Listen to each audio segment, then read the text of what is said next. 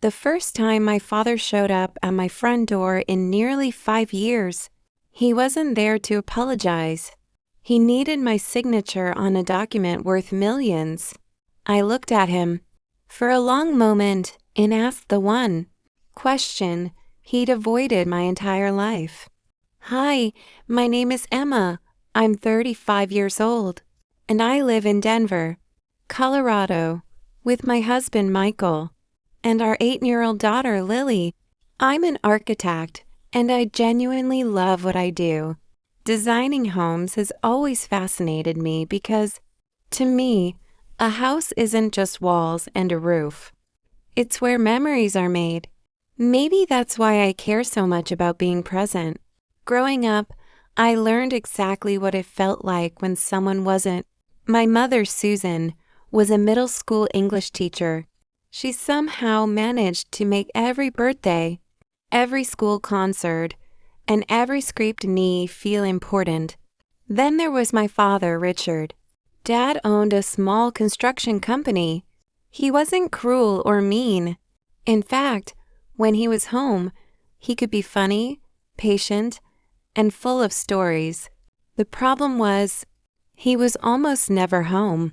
Whenever Mom reminded him about one of my school events, he'd smile and say the same thing, "I'll be there." And every single time, something came up. When I turned 10 years old, I stood in our backyard wearing a pink party hat, staring at the driveway. Every few minutes, I'd ask Mom, "Is Dad almost here?" She'd force a smile. I'm sure he's on his way. The party ended. My friends went home. The candles melted into the cake. Dad finally walked through the front door almost 3 hours later, still wearing his dusty work boots. "I'm sorry, Pina," he said, holding a wrapped present. The job rang late. I smiled because I was 10 years old. But that night, after everyone was asleep, I quietly put the unopened gift in my closet, not because I didn't want it, because it reminded me of the empty chair beside Mom. Unfortunately, that birthday wasn't the exception. It became the pattern. Every time Dad promised he'd be there, I believed him.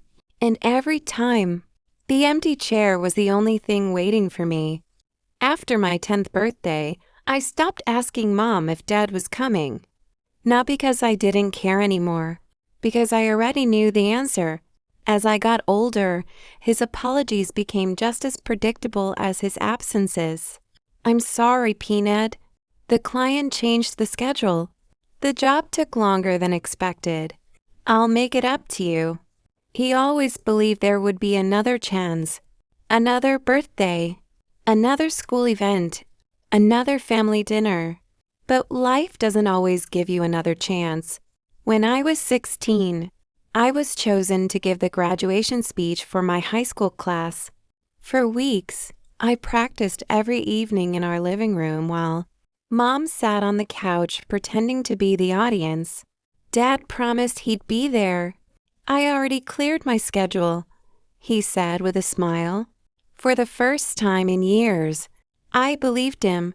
The auditorium was packed. Parents filled every row, holding flowers and cameras. As I waited backstage, I looked toward the audience. Mom smiled and waved. The seat beside her was empty. I kept looking at the entrance, hoping I'd see Dad rushing in at the last second. He never did. I gave my speech anyway. Everyone applauded. My classmates ran into their parents' arms for pictures. Mom hugged me tightly. "I'm so proud of you." I smiled for the camera, but all I could see was that empty chair. Dad came home late that night, carrying flowers.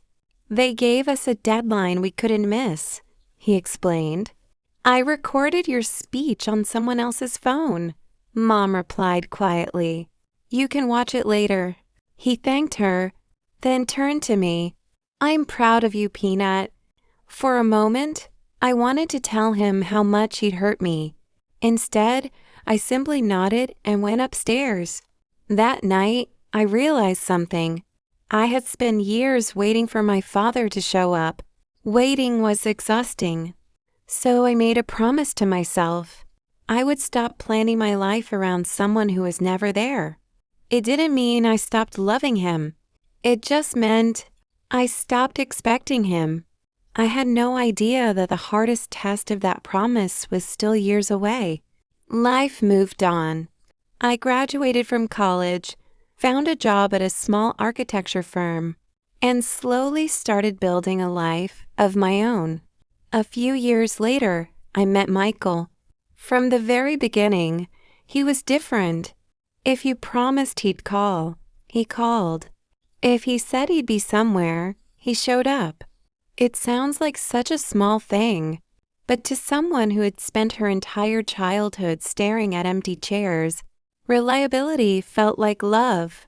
2 years later, Michael proposed. It was the easiest yes of my life. When we started planning the wedding, Mom asked the question I'd been avoiding. "Have you talked to your father about walking you down the aisle?" I hesitated. Then I nodded. Dad sounded genuinely excited. I wouldn't miss it for the world, Peanut. For the first time in a long time, I wanted to believe him. The morning of the wedding, everything felt perfect. The church was beautiful. Guests were arriving. Micah was waiting at the altar. Mom helped me into my dress while trying not to cry. Then my phone rang. It was Dad. "Emma." His voice was tense. "I'm so sorry. A construction site had an accident. One of my workers was seriously injured. I have to stay here." For a moment, I couldn't speak. I looked at my reflection in the mirror, still wearing the white dress I dreamed about since I was a little girl. "So, you're not coming?" There was silence. Then he quietly answered, "I can't." I closed my eyes. "Okay." That was all I said. I ended the call before he could explain. A few minutes later, Mom gently knocked on the door. "Sweetheart." I looked at her and smiled. Not because I was okay, because I was tired of crying over the same disappointment. When the music started, I didn't wait for another phone call. I didn't keep looking toward the church doors. Instead, I wrapped my arm around my mother's. Together, we walked down the aisle. As I reached Michael, he squeezed my hand. Without saying a word, he knew. That day, I married the love of my life. But I also buried the last bit of hope that my father would ever become the dad I'd always wanted. From that moment on, I stopped waiting. I stopped calling first. And, little by little, the distance between us became our new normal. 5 years passed. Then one quiet Saturday morning, someone knocked on my front door.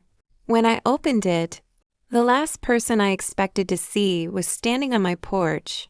My father. For a few seconds, neither of us spoke. My father looked older than I remembered. His hair had turned almost completely gray, and the confident man who once rushed from one job site to another now seemed tired. He held a worn leather folder tightly against his chest. "Can I come in?" he asked quietly. I hesitated, then stepped aside. Michael was in the kitchen making coffee. The moment he saw Dad, he politely greeted him before taking Lily upstairs, giving us some privacy. Dad sat at the dining table, staring at the folder in front of him. "I know I don't deserve your time," he said, "but I need your help." Those words hurt more than I expected. Not because he needed help, because after 5 years, that was the first thing he said. He slowly opened the folder and slid several documents across the table. "I need your signature to sell a piece of land." I frowned. "What land?" "The old Miller property." I looked at him, confused. "I don't own that." He took a deep breath. Your grandmother did. When she passed away, she left half of it to you. I blinked. What? He nodded. She never wanted me to tell you until the paperwork was finalized. It was finished a few years ago. I kept putting off the conversation. I stared at the documents. Everything seemed unreal. Dad continued. My company has been struggling. I made some bad business decisions. If I can't sell the land, I'll lose everything. For the first time in my life, I saw fear in his eyes. Real fear. Not for a deadline. Not for a construction project. For his future.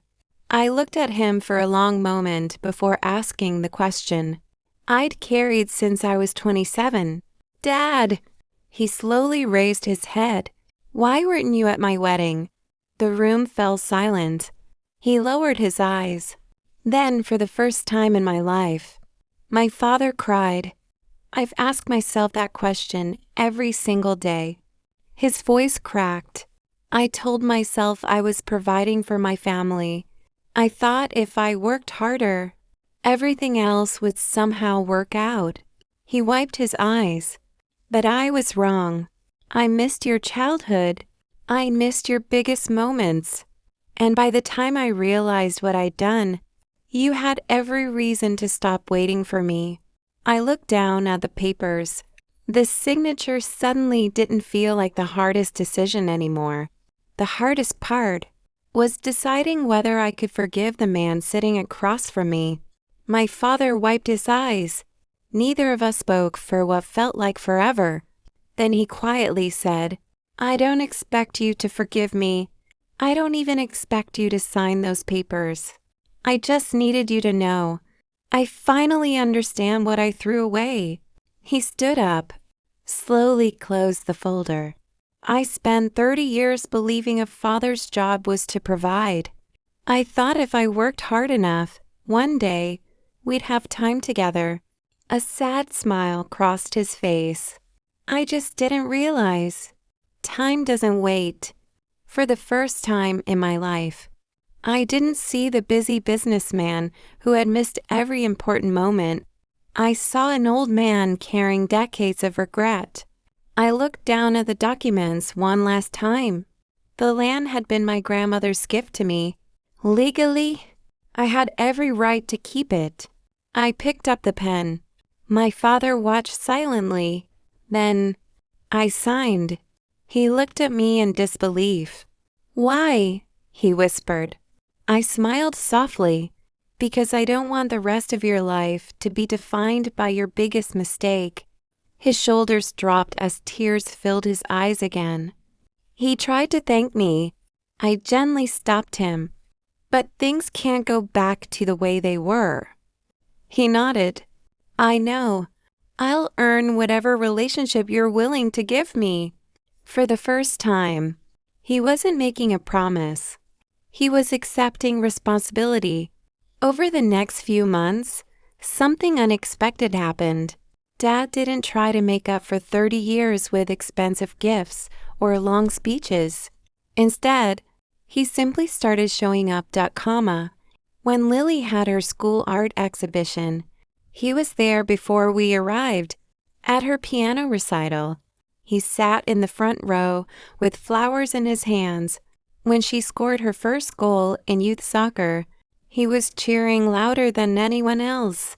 One afternoon, after another recital, Lily climbed onto his lap and asked, Grandpa, were you always this good at coming to my shows? He smiled sadly. No. I learned a little later than I should have. She hugged him without asking another question. On the drive home, I watched him through the rearview mirror, laughing with Lily.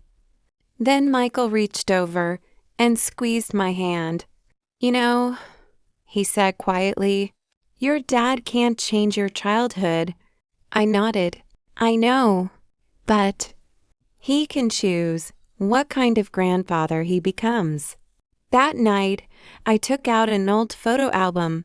There were plenty of pictures where Dad wasn't standing beside me. For years, Those empty spaces were all I could see. Now, when I looked at the newer photos of him laughing with Lily, I realized something. The past couldn't be rewritten, but the future still had blank pages. And this time, my father finally showed up before the story ended.